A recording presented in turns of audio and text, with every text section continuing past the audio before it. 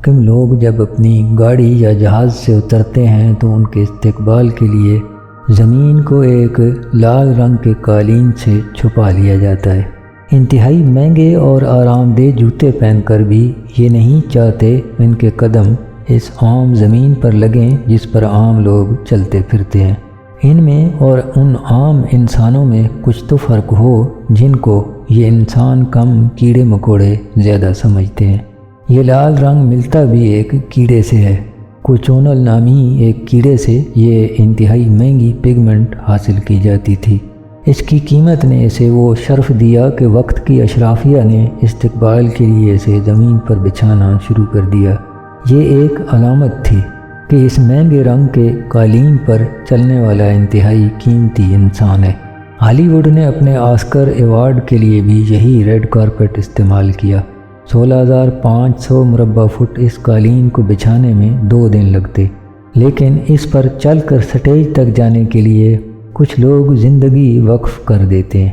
پھر ان چند قدموں کے لیے فلمی اداکارائیں اور ان کے ڈریس ڈیزائنر سوچتے رہتے ہیں کیا ایسا پہنا جائے جو کسی نے نہ پہنا ہو۔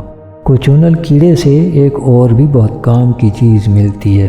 اسے کارمینک ایسڈ کہتے ہیں۔ اس کا سپرے دوسرے کیڑے مکوڑوں سے بچاؤ کے کام آتا ہے۔ یہ عام آدمی کے بہت کام کی چیز ہے۔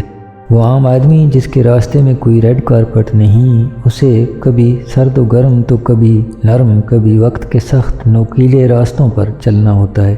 اسے بس صرف اچھے جوتے چاہیے ہوتے ہیں۔